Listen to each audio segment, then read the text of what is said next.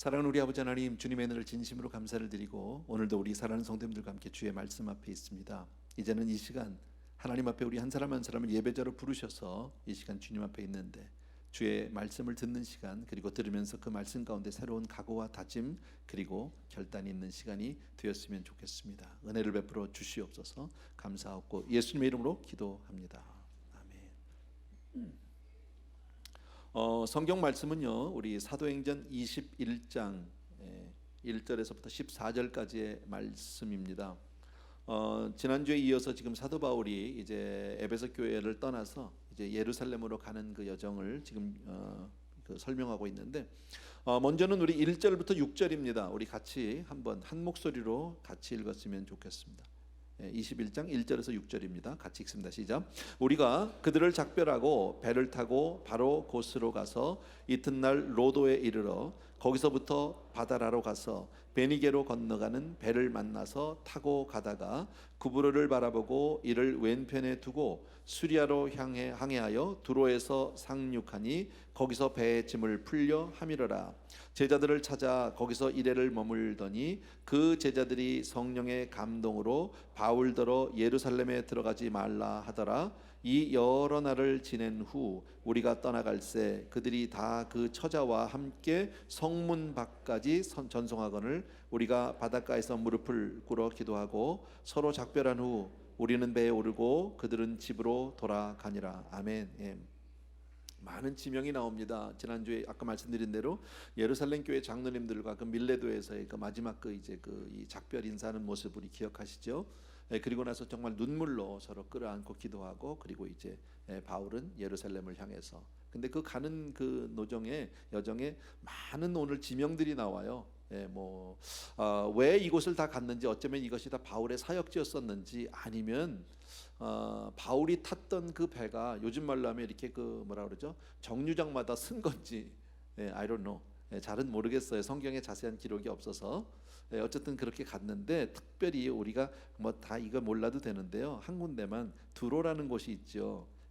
거기 보니까 3절에 보니까 두로에서 상륙하니 거기서 배의 짐을 풀려 함이라 그랬죠. 그러니까 이것은 두로에서 일주일 정도를 머물게 되는데, 이것은 바울의 여정 때문에 일주일이 있었던 게 아니고 배가 아마 일주일 동안 두로에서 무슨 짐을 내리고 새로 싣고 뭐 이러는 과정에서 어쨌든 머물렀다 가야 되는 것 같았어요. 그래서 있었단 말이죠. 근데 이제 그 오늘 이 본문에서 중요한 것은 그 지명은 아닙니다. 두로라는 곳에서 일어났던 일인데, 거기서 가니까 그곳에 이제 예수 믿는 형제들이 있었어요. 제자들이라고 돼 있는데, 이 사람들이 언제 예수를 믿었는지, 바울을 통해 믿은 건지, 아니면 초대교회 핍박으로 해서 흩어진 제자들이 가서 복음을 전한 건지, 그거는 잘 몰라요. 어쨌든 예수를 믿는 제자들인데 그들이 성령의 감동을 받은 거죠. 감동을 받고 뭐라고 말씀합니까? 바울이 예루살렘을 가면 안 된다는 거죠. 그러니까 가지 말라고. 그렇게 여러 날을 권면을 하는데 바울은 그럴 수 없다고, 나는 그래도 복음을 예루살렘으로 가야 하겠다고. 그렇게 해서 마지막에 그들이 다 가족이 나와서 성문 밖까지 나와서 전송하고 바닷가에서 서로 끌어안고 기도하고 이제 헤어졌다. 사실은 이 장면이 그렇게 우리에게 뭐 대수로운 장면은 아닌데, 당시의 형편을 보게 되면 그렇게 쉬운 그 모습은 아니에요. 왜 그러냐면, 여러분, 이때만 해도 아직 그 기독교 이게 크리스찬들이 이렇게 내놓고 예수를 믿을 수 있는 형편이 아닙니다. 그죠? 제자들도 다락방에 숨어 있었고, 그런데 이 사람들이 바닥까지 전부 둘러앉아서 끌어안고 기도하고 헤어졌다라는 것은 상당한 그런 그 담대한 모습들을 볼 수 있어요. 자, 중요한 것은 이거예요. 자, 두로라는 곳에 바울이 갔습니다. 제자들을 만났습니다. 근데 거기서 제자들이 또 얘기합니다. 예루살렘으로 가면 안 됩니다. 가면 큰일 납니다. 어려움을 당합니다. 죽을지도 모릅니다. 가시면 안 됩니다. 바울은 그래도 나는 간다. 지금 이런 얘기죠. 자, 7절 8절 보십시오. 제가 읽겠습니다. 두로를 떠나서 항해를 다 마치고 돌레마에 이르러 형제들에게 안부를 묻고 그들과 함께 하루를 있다가 이튿날 떠나 가이사라에 이르러 7 집사 중 하나인 전도자 빌립의 집에 들어가서 머무르니라. 그에게 딸넷이 있으니 처녀로 예언하는 자라. 가이사라고 하는 또 한 곳으로 이제 그 배가 또 가서 섰습니다. 거기서는 이제 빌립의 집에 머물렀대요. 근데 이 빌립은 우리가 익히 잘 아는 사람이에요. 낯익은 이름이에요. 그죠?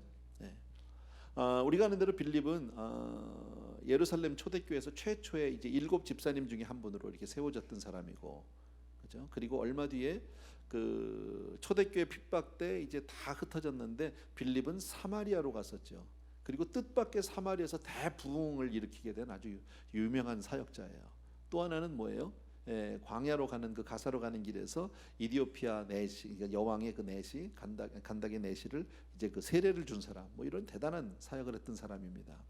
그런데 그 집에 가서 바울이 머물렀다는 게 사실 빌립과 바울은 서로 아는 사이가 아니죠. 어떻게 보면. 근데 지금 빌립은 원래 예루살렘 교회 초대 집사니까 그가 어디 살았겠어요? 예루살렘에 살았겠죠. 그죠? 근데 지금 어디 살고 있어요? 가이사라에 살고 있단 말이죠. 왜 빌립이 이렇게 가이사라까지 와서 사마리아에서 뭐 가이사라로 이렇게 와서 살게 된 그 원인 제공자가 어찌 보면 바울이에요. 사도행전 8장에 보게 되면 이런 말이 있어요. 사울은 변하기 전에 사울은 그가 스데반입니다. 스데반의 죽임 당함을 마땅히 여기더라. 사실은 스데반의 그 순교 사건 이후에 초대교회 핍박이 일어났는데 그 스데반의 순교 사건의 주역 중에 한 사람이 바로 누굽니까? 그 일을 거들었던 사람 가운데 하나가 바울이거든요. 그러니까 어찌 보면은 빌립 입장에서 보게 되면 저놈 때문에 내 인생이 지금 여기까지 온 거죠. 서로 기분 좋은 사이는 아닐 수도 있어요. 얼마든지요. 안 보고 싶은 사람일 수도 있어요. 그런데 바울이 지금 그 집에 가서 머물고 있다. 여기서 참 재밌는 게 뭐냐면 이 복음의 아름다움을 볼 수 있다라는 거죠. 복음은 과거를 기억지 않아요. 과거를 회복시켜 주시는 그런 하나님의 은혜가 있다. 우리도 그럴 수 있죠. 막 누가 막 예수 믿는데 막 옆에서 그렇게 핍박하고 욕을 하고 막 이러던 사람이 예수 믿고 돌아오면 그냥 하루 아침에 끌어안고 형제님이 되죠. 집에 와서 밥도 먹고 잠도 재우고 얼마든지 그럴 수 있잖아요. 그런 모습을 우리가 볼 수 있다. 그래서 복음의 능력, 어떤 그 복음의 아름다운 모습들을 우리가 볼 수 있다. 보라, 이전 것은 지나갔으니 새 것이 되었도다. 어쩌면 하나님이 우리를 그렇게 받아주시는지도 몰라요. 어쩌면이 아니라 분명히 그렇게 받아주시죠. 사실 우리가 하나님 앞에 패역했던 일들이 참 많죠. 그죠? 하나님을 가슴 아프게 했던 일도 너무너무 많은데 그러나 우리가 예수 믿고 하나님 앞에 돌아올 때 하나님 그냥 내 자녀라고 과거를 묻지 않으시고 우리를 붙들어 주시는, 또 지난 한 주간을 보더라도 우리 아까 대표 기도도 그렇겠지만 늘 부족한 모습이죠. 실패하다 왔고 넘어지다 왔는데 그러나 오늘 이 자리에 와서 하나님 앞에 예배드리는 우리 한 사람 한 사람을 주님이 다 끌어안아 주시고 품어 주시는 줄로 믿습니다. 사랑해 주시는 줄로 믿습니다. 감사하죠. 정말 감사하죠. 또 하나 우리 볼 수 있는 것은 뭐 오늘의 이게 핵심 부분은 아닌데 그냥 기억하고 넘어가십시오. 바울은 아까 말씀드린 대로 사마리아에서 큰 부흥을 일으켰던 사람입니다. 유명한 사람이죠. 또 이디오피아 그 여왕의 그 내시를 세례 줬던 사람입니다. 근데 그런 사람이 지금 가이사라에서는 그냥 한 무명의 성도로 묻혀 지내고 있다라는 거죠. 어쩌면 왕년에 뭐 이런 얘기 할 만한데 안 하고 있다라는 거죠. 이게 하나님의 종인 것 같아요. 하나님이 쓰시면 쓰임 받는 거고 안 쓰시면 그냥 가만히 있는 거예요. 그게 하나님의 사람인 것 같아요. 뭐 내가 뭐 왕년에 이런 얘기하면 안 되는 것 같아요. 보니까요. 또 하나 볼 수 있는 게 빌립에게는 4딸이 있었는데 처녀 딸들이 다 예언하는 자라고 그랬잖아요. 그죠? 이걸 봤을 때 자녀들 신앙 교육을 참 잘 시켰던 사람, 진짜 신앙자, 이런 모습도 우리 뭐 참고로 그냥 하십시오. 10절부터 제가 읽겠습니다. 10절, 11절, 12절입니다. 자, 여러 날 머물러 있더니 아가보라 하는 한 선지자가 유대로부터 내려와 우리에게 와서 바울의 띠를 가져다가 자기 수족을 잡아매고 말하기를 성령이 말씀하시되 예루살렘에서 유대인들이 이같이 이 띠 임자를 결박하여 이방인의 손에 넘겨주리라 하거늘 우리가 그 말을 듣고 그곳 사람들과 더불어 바울에게 예루살렘으로 올라가지 말라 권하니 그랬습니다. 여기는 이제 아가보라고 하는 한 사람이 나오는데 아가보가 이제 행동 예언을 하게 되죠. 성경에 보게 되면 이런 일들이 몇 군데 나옵니다.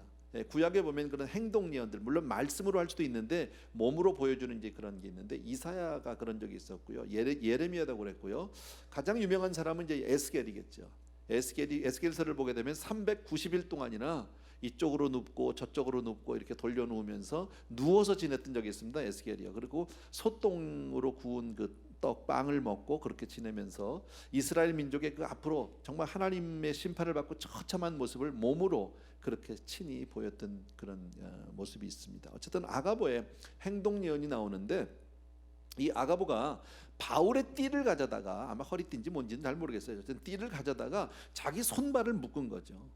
그리고 나서 뭐라고요? 이 띠의 임자가 예루살렘에 가면 이렇게 수족이 묶여서 이방인들에게 넘겨줄 것이다. 넘겨지게 될 것이다. 이렇게 이제 예언을 한 거죠. 이제 고난을 당할 것이다. 이제 많은 어려움을 당할 것이다. 지금 이렇게 얘기를 한 거죠. 또 이 아가보 선지자가 또 한 번 나오는데, 지난번에 우리 그 11장에 보면은 안디옥 교회에 찾아온 적이 있었어요. 이 아가보 선지자가. 그래서 와서 뭐라고 얘기하느냐면, 온 천하에 크게 흉년이 들 것이라고. 그런 흉년에 대한 예언을 해서 안디옥 교회가 이제 구제헌금을 모아서 예루살렘으로 가게 되는 그런 모습도 있습니다. 자, 오늘 우리가 생각해야 될 부분은 바로 이런 이야기입니다. 뭐 전혀 새롭지 않습니다. 오늘 두로라는 곳에서 바울이 갔더니 많은 제자들이 가면 안 된다, 예루살렘에. 또 아가보 선지자를 통해서 지금 여기서 가이사라에서 만났는데, 그가 행동 예언을 보일 때 주변 사람들이 그러니까 가면 안 된다고, 가시면 안 된다고 또 바울을 이렇게 만류하고, 또 예루살렘에 여러 군데서 지금 그런 일들이 있었거든요. 자, 우리가 고민하고 우리가 오늘 생각해 보고 싶은 부분이 바로 이겁니다. 바울이 지금 예루살렘으로 가겠다고 하는 것도 성령의 감동에서 가는 거고요. 가지 말라고 하는 것도 성령의 감동에 의해서 사람들이 가지 말라고 하는데, 같은 성령인데 왜 해석이 다르냐는 거예요. 누가 맞느냐는 거죠.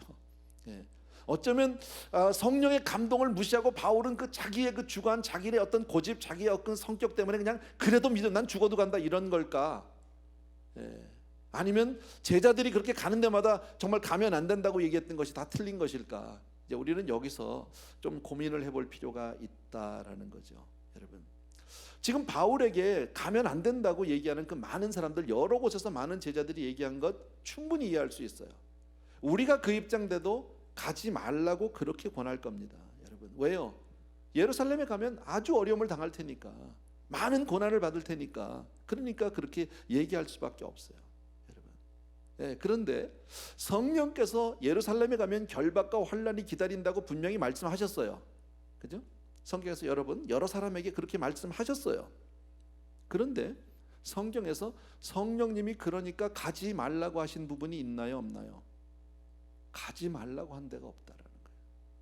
가지 말라고 한 건 누구의 결정이에요? 누구의 생각입니까? 우리들의 생각이다, 사람들의 생각이다라는 거죠.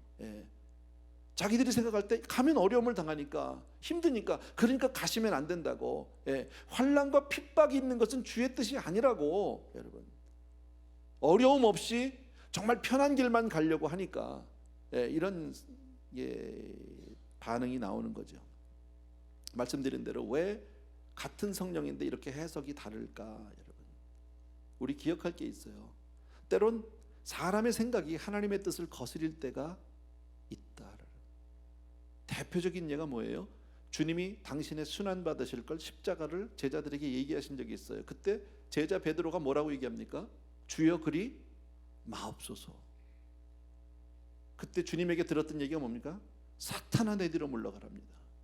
네가 하나님의 일을 생각지 않고 사람의 일을 생각하는구나 라고 얘기합니다. 사람의 생각이라면 아니 가야 합니다. 가면 안 됩니다. 근데 주님은 책망하셨다라는 것을 여러분 기억하셔야 합니다. 자, 우리가 신앙생활하면서 똑같습니다. 자, 정말 성령의 뜻을 쫓아서 우리가 순종하면 모든 일이 잘 풀릴까요? 우리가 예수 잘 믿으면 하는 일마다 만사형통하고 아이들 건강하고 사업 잘 되고 모든 일이 다 잘 될까요? 편안할까요? 그럴 수도 있지만 아닐 수도 있어요. 이거를 여러분들이 선입견을 버리셔야 한다라는 거예요. 그러니까 성령의 뜻을 쫓아서 신앙생활을 잘하면 모든 일이 다 잘 된다? 거룩한 정말 거룩하고 영광된 목표를 가지고 내가 삶에 헌신을 하고 주님 앞에 열심으로 결심과 각오를 가지고 나가면 모든 일이 다 만사형통이다? 그럴 수도 있고 아닐 수도 있다니까요. 이거를 먼저 기억해 주셔야 한다라는 거예요, 여러분. 그런 일이 아닌 경우들이 참 많습니다. 사실은요. 열심히 주를 위해서 살겠다고 나오는데 내 앞에 있는 것은 험난한 어려움만, 난관만, 핍박만 올 수도 있습니다. 느헤미야서를 보면 느헤미야가 몇몇 친구들이 예루살렘을 다녀와서 예루살렘 성벽이 다 무너지고 회파된 모습들을 이제 얘기하게 됩니다. 그 얘기를 듣고 느헤미야가 너무너무 가슴이 아팠어요. 그래서 울면서 금식하면서 하나님 앞에 매달립니다. 그리고 이 일을 열어달라고, 예루살렘 성벽을 다시 재건하는 일을 내가 그렇게 하고 싶은데 이 길을 좀 열어달라고 하나님 앞에 무려 넉 달을 기도합니다. 넉 달 만에 하나님이 길을 열어주셨어요. 왕을 통해서 그 길이 확 열렸어요. 예.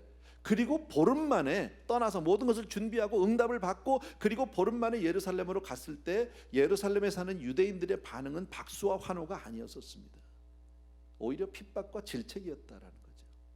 주의 뜻을 얻고 응답을 받고 갔는데 내 생각대로 일이 풀리지 않을 때가 얼마든지 있더라. 목양을 하다 보면 많은 성도님들을 만나는데 간혹 이런 분들이 있습니다. 신앙생활을, 교회생활 잘해요, 잘 나와요. 네. 근데 가다가 어려움을 당하면, 큰일을 당하면 교회를 안 나와요. 참 속상한 거죠. 네. 그리고 교회를 떠납니다. 왜요? 하나님이 계시면 이럴 수 없다는 거예요. 내가 그렇게 기도했고, 내가 그동안에 그만큼 예배를 드렸고 이랬으면 내 삶이 잘 돼야지 왜 내가 어려웠냐는 거예요. 네. 과연 그게 받는 신앙생활일까요? 아니다라는 거예요. 여러분, 신앙생활은 내가 바라는 대로, 내가 원하는 대로 되어지기 위해서 하는 것이 아닙니다. 오늘 성경에서 오늘 우리에게 말씀하는 것이 뭡니까? 정말 우리가 예수 믿는 이유가, 저와 여러분이 예수 믿는 게 내 삶이 형통하고 정말 평안하고 애들 잘 크고 가족들 다 건강하고 이것 때문에 내가 신앙생활을 하는 것이냐, 아니면 정말 이 모든 것이 아니라고 해도 주님 한 분 때문에 내가 나아가는 게 신앙이냐, 어느 쪽입니까? 이것을 생각해 봐야 한다는 거지. 여러분, 내 뜻대로 아니 되어도 내 원대로 마옵시고 아버지의 원대로, 이것이 신앙 아니에요? 주님이 뭐라고 말씀하십니까? 누구든지 나를 따르려거든 자기를 부인하고 자기 십자가를 지고 오라고 그랬지. 네가 누구든지 나를 믿으면 하늘마다 잘 될 것이다, 이렇게 얘기해 주신 적이 한 번도 없다라는 거죠. 기억하십시오. 우리를 구원하신 하나님의 영광스러운 방법이 십자가였다라는 겁니다. 형통한 방법이 아닙니다. 예수님이 이 땅에서 왕이 되고 모든 것을 다 지배하고 그리고 나서 우리를 올려 세워주시고 우리를 건강하게, 그런 게 아니고 당신이 친히 십자가를 지시고 십자가에서 돌아가신 것이다라는 거예요. 그게 우리를 구원하신 방법이다라는 거죠. 그러니까 신앙생활은 내 뜻대로 되고 안 되는 것이 그렇게 중요한 문제가 아닌 거예요. 중요한 문제는 뭡니까? 하나님이 원하시느냐 안 원하시느냐예요. 정말 성령께서 나를 그 길로 가길 원하느냐 아니냐라는 겁니다. 자, 그러면 오늘 이 사건에서 우리는 한 가지를 더 생각해 봐야 한다. 뭘 생각해 봐야 합니까? 자, 그렇다면 왜 성령께서는 반복적으로 가는 데마다 바울에게 같은 이야기를 듣게 하셨을까? 왜 가는 데마다 사람들로 하여금 안 된다, 안 된다, 가시면 안 된다 이런 얘기를 왜 그렇게 듣게 하셨을까요? 이유가 뭘까요? 여러분, 그 이유는 바울을 준비시키기 위해서다라는 거예요. 여러분, 바울로 하여금 흔들리지 않도록, 나중에 예루살렘에 가서 그 모진 고난과 환난을 당해도 수없이 많은 예언을 들었기 때문에 맞아, 이게 하나님의 뜻이야, 하나님이 이렇게 얘기하신 게 그대로 되어지는구나 확신할 수 있다라는 거죠. 여러분, 또 성도들의 입장에서는 왜 바울로 하여금 자꾸 이렇게 바울의 이야기를 미리 성령으로 감동을 받게 하고 목각 가지 말라고 하는 이유가 뭘까? 여러분, 바울이 지금 어떻게 될 걸 알죠? 정말 죽을 길인 줄 뻔히 알면서도 그 길을 향해서 나아가는 바울을 위해서 성도들은 중보하라고. 여러분, 많은 경우에 성령께서 우리에게 감동을 주시는 이유는 우리로 하여금 기도로 준비시키기 위함입니다. 저는 목양을 하면서 이런 그 비슷한 사건들을, 그런 일들을 경험을 해봅니다. 좀 오래전 이야기인데, 제가 부목사 때 이야기입니다. 어느 한 성도님이 기도를 시작을 하시더라고요. 네. 한 집사님이, 물론 뭐 새벽 기도 나오고 이런 게 아니라 그렇게 늘 아주 평소에도 신앙생활을 아주 뭐 잘 하시는 분입니다. 근데 그분이 갑자기 밤에 교회를 나와서 기도하기 시작하더라고요. 밤에 10시부터 나와서 밤에 12시, 1시까지 매일 나오는 거예요. 그래서 무슨 기도 제목이 있나? 처음에는 무슨 어려움이 있나? 이랬는데 제가 한 일주일 정도 지난 다음에 물어봤어요. 혹시 집사님 무슨 일이 있냐고, 혹시 뭐 같이 기도할 중보 제목이 있냐고. 그랬더니 그분이 이렇게 대답을 하세요. 그런 게 없다는 거예요. 기도 제목이 없대요. 그런데 자기에게 뭔진 모르는데 자꾸 이렇게 교회를 가야만 하는, 가서 기도를 해야만 하겠다는 그런 그 감동이 있다는 거예요. 그래서 자기가 그냥 뭔지는 모르지만 자꾸 그런 마음을 주셔서 교회 와서 기도한다고. 예, 그래서 그러시냐고, 뭐 그렇게 기도를 하시나 보다 했어요. 저도 그저 가끔 위에서 중보 기도를 해드리기 시작했어요. 뭔지는 모르지만 그분도 그렇게 기도, 1주일을 기도하고 2주일을 기도하고, 3주를 기도하고 거의 한 달 이상 한 40일 가까이 기도를 하셨을 때예요. 본인은 왜 기도해야 되는지도 모르고 그냥 그렇게 기도를 하는데 한 40일 정도가 지났는데 그 집사님에게 두 딸이 있었거든요. 근데 작은 아이가 그때 한 5살 정도예요. 아이가 갑자기 중병에 들었어요. 근데 그 가정이 믿음 안으로 들어오게 되고 그리고 미국을 오게 된 이유가 그 아이 때문이었었어요. 그 아이가 다운 신드롬이었었어요. 그래서 그 아이 때문에 미국으로 이민을 왔던 가정인데 그 아이가 사실 그렇잖아요. 딸이 둘인데 큰애는 뭐 똑똑하고 멀쩡 건강해요. 근데 작은 애가 그렇게 아픈 부모 입장에서는 아픈 자식이 더 가슴을 저리게 하잖아요. 근데 그 아이가 아픈 거예요. 그리고 나서 병원에 입원을 하게 되고 그리고 나서 정말 우리가 원하는 건 뭡니까? 그렇게 기도를 하고 그렇게 매달리고 그때부터 온 교회가 함께 중보를 기도를 시작을 하고 이러면은 하나님의 역사로 그 아이가 나아야 되잖아요. 다운 신드롬도 고쳐지고 죽을 병에서도 낫고 그래서 건강한 모습에서 하나님께 할렐루야 영광을 돌리는 게 그게 우리가 바라는 건데 그 아이는 그렇게 하고 하나님이 데려가셨어요. 얼마 안 돼서. 저는 그때 무엇을 알았냐면 하나님이 미리 이 집사님에게 이런 기도로 준비를 시켜주셨구나. 갑작스럽게 이런 일을 당할 때 감당할 수 없을까 봐 미리 이런 준비를 시켜서 부족하지만 그저 목회자를 통해서 함께 중보도 할 수 있게 되고 엄마가 미리 이렇게 한 달 이상이나 기도를 시킨 이유가 바로 이것이었었구나 하는 것을 알게 되었어요. 여러분 똑같은 사건이에요. 여러분, 우리가 오늘 기억해야 될 것은 이거예요. 우리가 예수 잘 믿고 주의 뜻대로 순종하고 정말 주를 위해서 우리가 충성을 다하면 내일이 잘 될 거야, 자식들이 잘 되고 집안이 잘 될 거야, 이런 선입견은 잘못된 선입견이다라는 거예요. 우린 그것 때문에 예수를 믿는 게 아니에요. 여러분 이 모든 것이 그리 아니하실지라도 주님 한 분 바라보고 가는 게 신앙이다라는 거예요. 그럼에도 불구하고 주의 뜻에 순종하는 것, 그게 신앙인 줄로 믿습니다. 여러분 그러니까 가다가 어려움을 당하고 아니면 사업이 다 망해도 하나님이 이럴 수는 없어 이렇게 얘기하면 안 되는 거예요. 만약에 그렇게 얘기한다면 그분은 이제껏까지 하나님을 믿은 게 아니라 자기 종교를 믿은 거예요. 자기식의 신앙을 믿은 거예요. 그건 바른 신앙이 아닌 거예요. 여러분.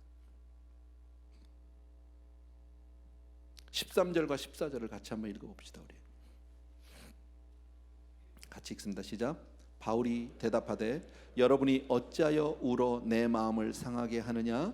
나는 주 예수의 이름을 위하여 결박당할 뿐 아니라 예루살렘에서 죽을 것도 각오하였노라 하니 그가 고난을 받지 아니하므로 우리가 주의 뜻대로 이루어지이다 하고 그쳤노라. 도무지 바울이 마음을 바꿀 것 같지 않다라는 거죠. 오늘 바울은 무슨 얘기를 합니까? 나도 알아. 성령께서 나에게 그런 감동을 주셨어. 예루살렘에 가면 내가 어떤 환난을 당하게 될지 이미 나에게 감동으로 알게 하셨고 가는 데마다 얘기한 거 알아. 그러나 나는 주 예수의 이름을 위해서 정말 하나님을 위해서 그 사명을 감당하기 위해서는 죽을 것도 각오했다라고 얘기합니다.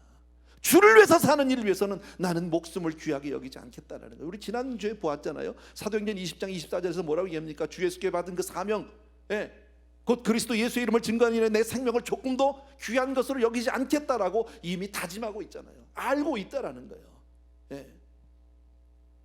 사도 바울의 이 사명에 대한 각오, 참 부럽다라는 거죠.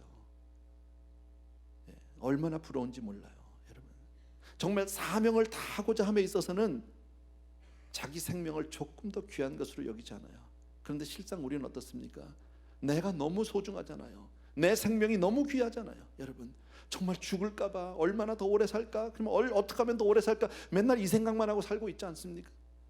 그러나 진정한 믿음의 사람이라면 죽고 사는 문제는 내 손에 달려있는 게 아니죠. 여러분 내 생명이 죽게 달려있다 믿으십니까? 여러분 하나님의 절대 주권에 있다면 내가 살고 죽는 문제는 내 문제가 아닌 거예요. 어떻게 보면요. 말은 이렇게 하는데 사실요, 죽고 사는 문제 걸리면 다 똑같아요, 사람은요. 그러나 바울처럼 이렇게 정말 하나님의 사명에 붙들려서 그렇게 모든 것 다 맡겨놓고 생명조차도 정말 하나님 앞에 다 던져놓고 살 수 있다면 그 사람이야말로 진정 자유한 사람 아닐까? 그 사람이야말로 정말 용기 있는 사람이 아닐까? 여러분 주님도 그렇게 말씀하셨잖아요. 누구든지 죽고자 하면 살 것이고 살고자 하면 죽을 것이라고. 그죠? 어느 선교사님이 몸이 아파서 의사를 만났습니다. 의사 선생님이 다 진찰하고 나더니 이렇게 말씀을 하셨어요. 당신이 이제 며칠밖에 남지 않았다고. 당신의 생명이 이제 며칠 남았다고. 그랬더니 선교사님이 잠시 눈을 감고 잠시 묵상을 하더랍니다. 그리고 나서 그날부터 하나님 앞에 갈 때까지 자기 주변에 믿지 않는 영혼들을 위해서 중보하다 가시더라는 거지. 내 생명은 하나님의 손에 이미 맡겼고 내가 끝까지 내 주변에 한 영혼이라도 내가 구원하기 위해서 그렇게 살겠다. 여러분, 어느 목사님이 사역을 하다가 좀 힘들었나 봐요. 지쳤나 봐요. 좀 쉴까. 또 그러다가도 그래도 쉬면 안 되지, 사역을 해야지 하는 그런 갈등이 있었답니다. 그렇게 마음 가운데 갈등을 하고 있는데 성령께서 말씀하시더래요. 너 정말 쉬고 싶으니 아주 푹 쉬게 해주랴. 그래서 아니라고 절대 아니라고. 그 목사님이 저예요.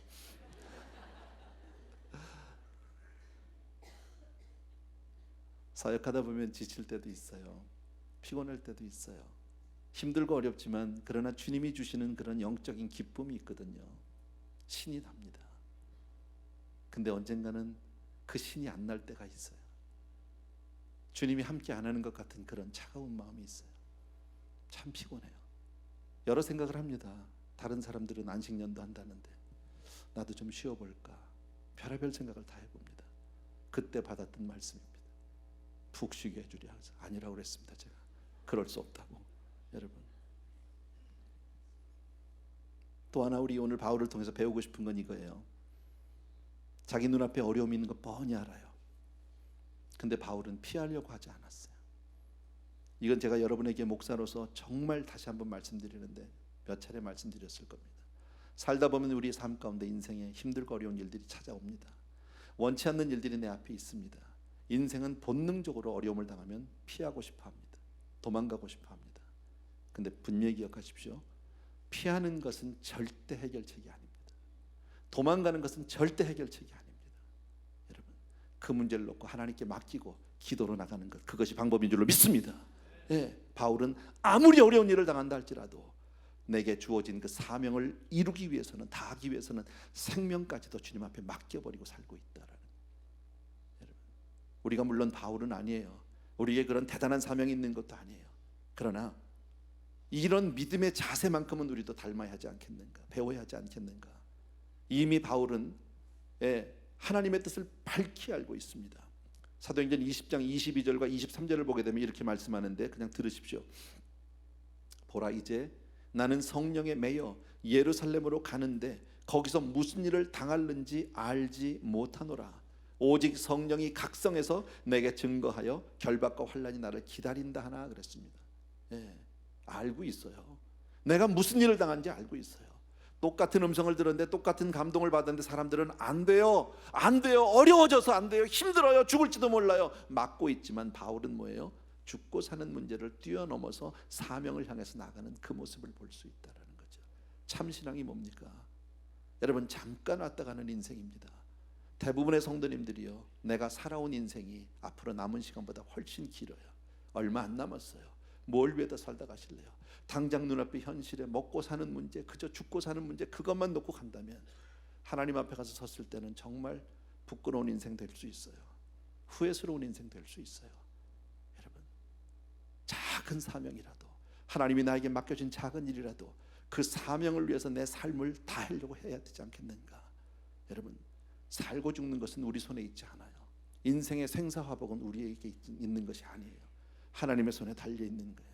맡겨놓고, 이미 우리는 하늘 생명을 받은 사람이고 하나님의 자녀가 된 사람 아닙니까? 주님을 위해서, 정말 주를 위해서 내 남은 인생을 드릴 수 있게 되길 바랍니다. 그렇게 여러분이 마음을 정해 주셨으면 좋겠습니다. 그런 의미에서 우리 찬송가를 하나 드리면서 기도하고 싶은데, 십자가를 질 수 있나?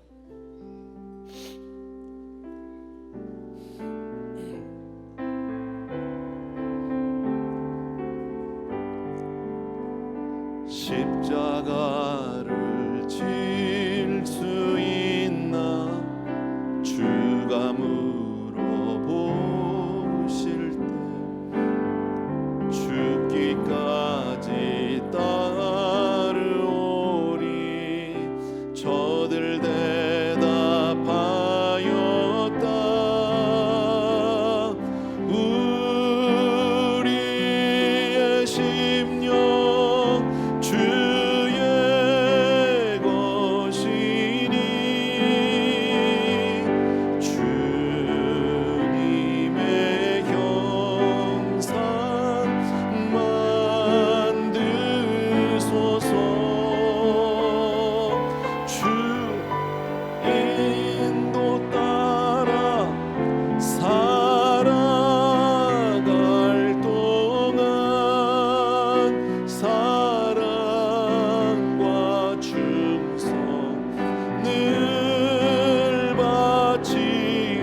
한번 우리 1절만 십자가를 질 수 있나? 십자가를 질 수 있나? 주가 물어보실 때 죽기까지 따르오리. 성도 대답하였다.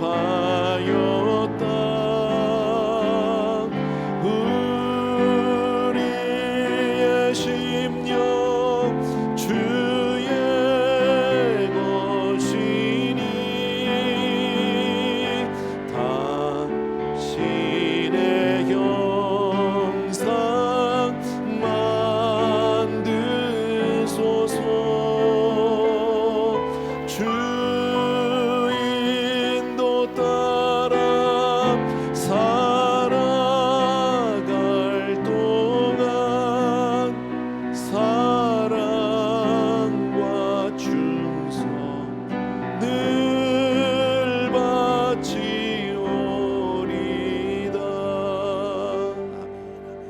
반주해 주시고 우리 잠시 기도하는 시간을 갖습니다.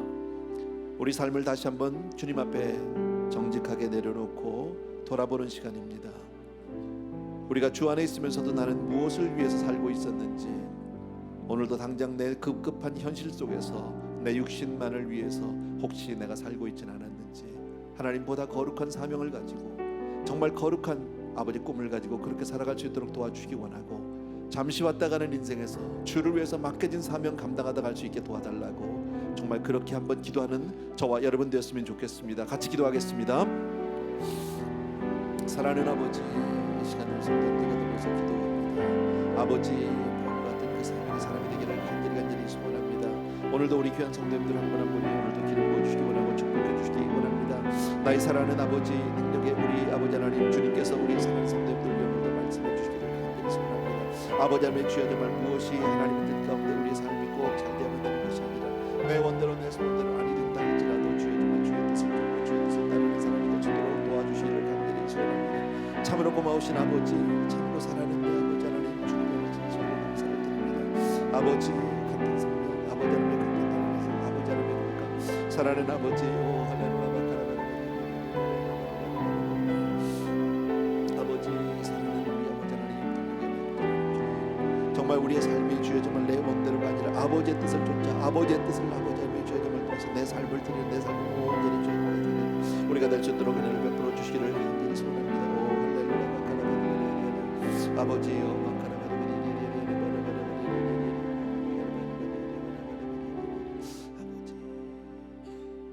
자리에서 조용히 일어나셔서 우리 3절입니다. 걱정 근심 모든 그는 너를 둘러 덮을 때 주께 내 영 맡기겠나. 최우승이 믿으며 우리의 심령 주의 것이니 주님의 형상 만드소서. 주 인도 따라 살아갈 동안 사랑과 충성 늘 바치오리다. 아멘. 사랑하는 아버지, 우리 귀한 성도님들과 더불어서 오늘 주신 말씀을 다시 한번 마음에 새깁니다. 아버지, 우리는 무엇을 향해서 나아가고 있고 무엇을 위해서 살고 있는지 내 자신을 돌아보게 하여 주시기 원하고, 오늘도 참된 믿음으로 정말 주신 사명을 생명보다 소중히 여길 수 있는 그런 한 사람 한 사람 되게 하여 주옵소서. 잠시 왔다가 가는 인생 속에서 정말 짧은 인생 주를 위해 살 수 있는 은혜 베풀어 주시기 원하고, 우리 마음이 흔들리지 않게 하여 도와주시옵소서. 항상 아버지 하나님 주님 중심으로 사랑과 충성을 다하는 우리 성도님들 다 되게 하여 주옵소서. 예배를 통해서 또 한 번 우리가 주의 음성을 듣게 하셨고 마음 가운데 다짐과 결단을 주시니 감사하고 드려지는 예물이 바로 우리의 고백이고 우리의 모든 것입니다. 주님 받아 주시옵소서. 이제는 우리 주 예수 그리스도의 은혜와 하나님 아버지 그 무한하신 그 사랑하심과 성령님의 오늘도 정말 기름 부어 축복해 주시고 사용해 주시는 붙들어 세워 주시는 놀라운 은총이 이 자리에 있는 모든 사랑하는 성도님들을 위해 이제로부터 영원토록 함께 계실지어다. 아멘.